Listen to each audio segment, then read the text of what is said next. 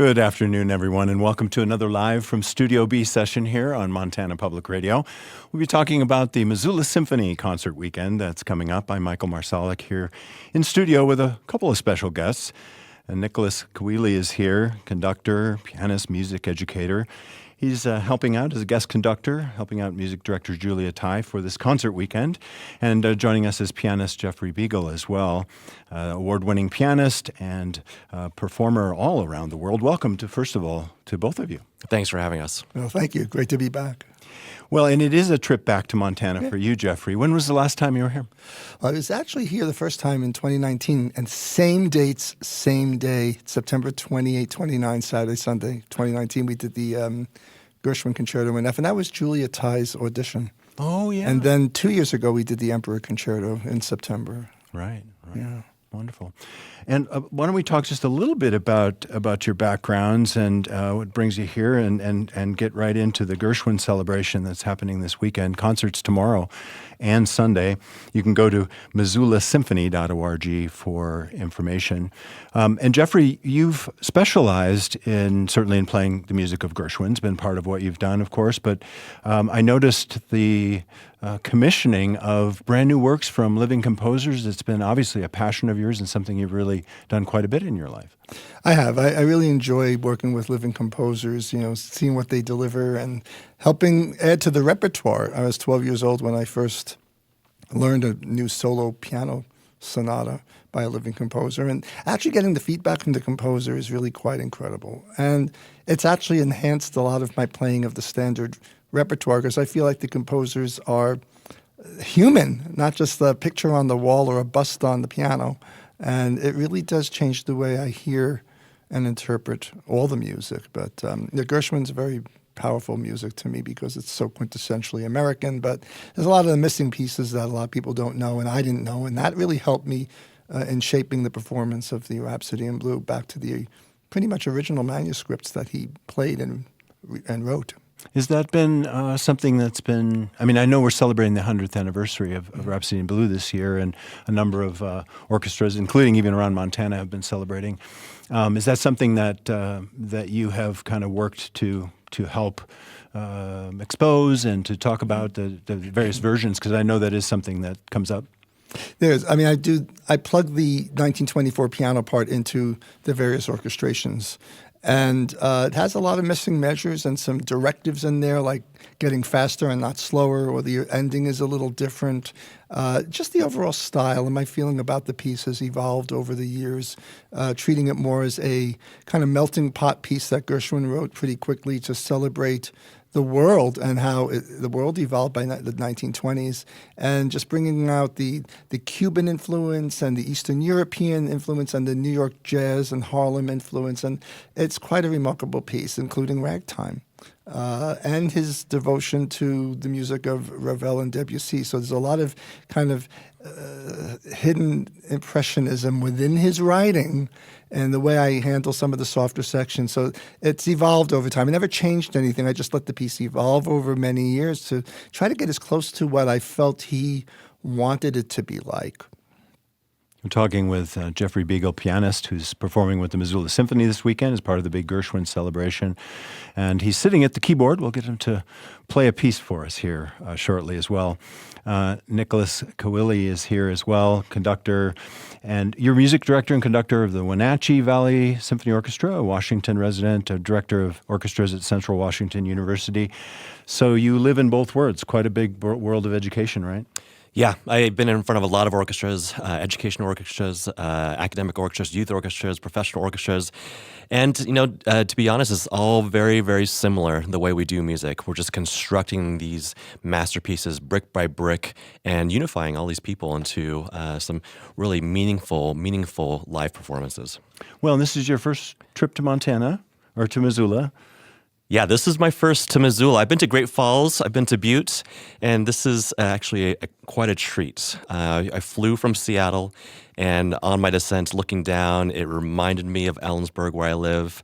And I texted my wife. I said, this looks like it's going to be a great time. I looked at the weather, sun all throughout the week. And my first downbeat with the orchestra on Monday night was just astounding. My jaw was on the ground after that rehearsal in wonderment and awe. Missoula has a gem of an ensemble here for this community. Well, and it is something that, as a guest conductor, I know you've done, and is a fairly common thing to come in and conduct an orchestra for the first time. But short notice to put this program together, and it must be fun. Have you worked with the music of Gershwin? Yes, I've done the Rhapsody in Blue before. This is my first time coming to Catfish Rose Suite from Porgy and Bess. And of course, it's my first time coming to the Peter Boyer, which is a premiere here in Montana. Well, I want to talk more about the Peter Boyer, and I'd love to talk a little bit more about the program in detail. We've got you at the piano, though. Would you like to play a little something for us? What are you going to play? There's a wonderful piece that I've enjoyed my whole life. It's an impromptu in C-sharp minor by a composer, Hugo Reinhold. Many people don't know his name, but when you listen to it, you'll hear the similarity of it to Chopin's impromptu in C-sharp minor, which is very famous. This is a live from Studio B session celebrating the Gershwin celebration concerts with the Missoula Symphony this weekend.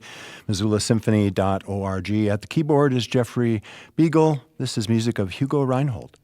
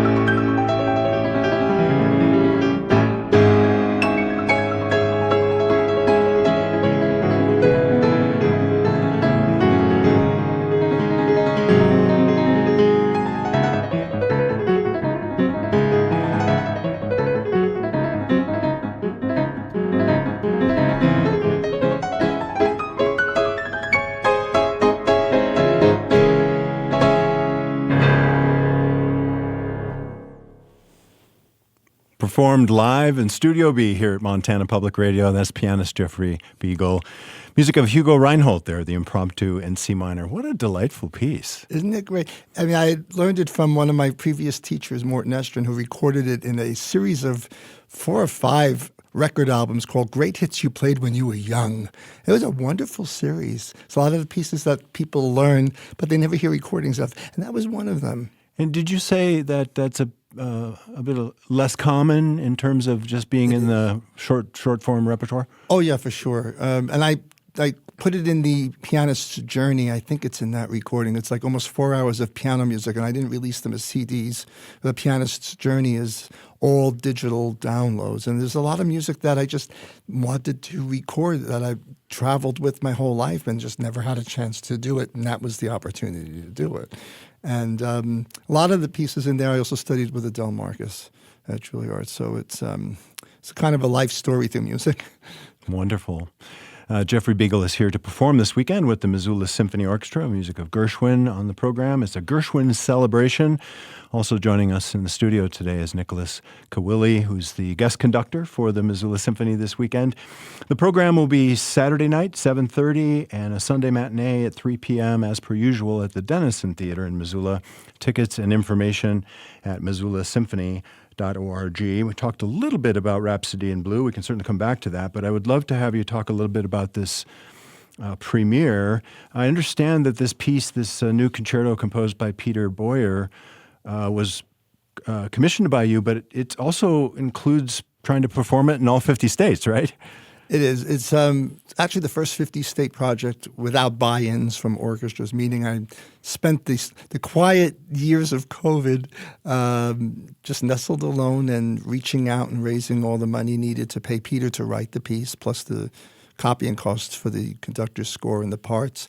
And I figured asking orchestras for money after they haven't been able to make any money, much to speak of, would have probably been a bad thing to do. So I figured let me do all the work ahead of time and then offer it to them as a celebration, of course, of Gershwin's Rhapsody in Blue Centennial, but then just a celebration of being American and being in America and bookending it with America at 250. So it'll be at least a 3-year project. Montana is number 25 state. Wow. So I'm halfway through, and it's just been a lot of wonderful memories and just seeing how people really do come together through the power of music. This Rhapsody in Red, White, and Blue. It took me a while to come up with the title, but I thought I want a title that's going to bring people together. Mm-hmm. And you can't do better than the American flag. So I'm very honored that Missoula is part of it. Julie has been a wonderful friend. We've done some wonderful programs together, even in Seattle. We did the Peanuts Concerto, and we did the P.D.Q. Bach Concerto that Peter Schickley wrote for me, and she's terrific. And I really felt the power of her work with this orchestra last night, the rehearsal. I even said to them, you really do what she wants. She's a singer, and she's a wonderful vocalist, but she makes that orchestra sing. And Nikolas is a fabulous conductor. It's the first time we're working together, and he's just brilliant, and he listens so well, and he just tweaks things at the spot on the moment and gets such a wonderful sound out of the orchestra. And I think they love working with him too. So we're going to have a nice weekend. Guest conductor Nikolas Caoile is here as well. So a brand new piece to premiere. That must be fun. It must also be kind of a different place to be in the world of a conductor when you're putting together a piece that's new to you, but also, these premiere opportunities are just wonderful. Yeah, I share Jeffrey's passion for uplifting living composers. We have Mozart's and Beethoven's and Gershwin's living amongst us right now, really deep talent, and it's up to us as performers to commission their work, to perform their work. And I should mention that the symphony is celebrating their 70th anniversary season this weekend. It's a remarkable tenure, and by celebrating these two American composers, Gershwin and Boyer, really bookending almost a century's worth of American music. And I agree with Jeffrey that the music is really a melting pot of many different styles, French, Russian, folk tunes, different types of jazz, Latin American music. What's a common thread, I think, in both these American composers is rhythm. It's a core to like their being, the ostinato rhythm. And in both pieces, I find myself dancing on the podium all the time. I caught a spy of Jeffrey at the piano, and he was dancing while the orchestra was playing without him. It's going to be a great concert. You hear those two great pieces. And also the orchestral arrangement from Gershwin's famed opera, Porgy and Bess Suite, subtitled Catfish Row, yeah? Yeah, this is a 5-movement suite distilled from the opera, and this was done by Ira. And it's got pieced together with all the great songs from the opera. Of course, we're not doing with singers, so all the singing is done by the orchestra. So Summertime's done by the concertmaster, and the woodwinds sing some of the other songs. And so Jeffrey is right. The orchestra has to sing Catfish Row, and they're doing such a lovely job with it. I was telling some of the staff here that, conducting a guest orchestra or guest conducting an orchestra is a little bit like driving someone else's car. And I got into this car, and I was surprised to learn that it can turn corners and speed up and slow down with elegance and ease. And so I was really, really happy with the situation and looking forward to the performance. I like that analogy very much. We're talking about a Gershwin celebration. The concerts by the Missoula Symphony kicking off the 70th season is this weekend. It's tomorrow night, Saturday night, 7:30 p.m. at the Denison Theater in Missoula. The Sunday matinee is at 3 p.m. Again, it's MissoulaSymphony.org. On the program is George Gershwin's Rhapsody in Blue and Porgy and Bess Suite, and also this Montana premiere of Peter Boyer's Rhapsody in Red, White, and Blue. Pianist Jeffrey Biegel is here in Montana and has been here with us in studio today. Thank you so much for playing for us and for coming by. My pleasure. Thank you. It's great to be here. And Nikolas Caoile, thank you for stepping in and conducting the Missoula Symphony this weekend. We're very happy to have you here and get you that first taste of Missoula, Montana. It was my honor. Thank you. Thank you so much for listening, everybody. This live session from MTPR was produced and mixed by Jake Birch, video production by Jake Williams and Jay Bradley. Noah Epps is in master control. I'm Michael Marsolek. This has been another live from Studio B session here on Montana Public Radio. Thank you for listening.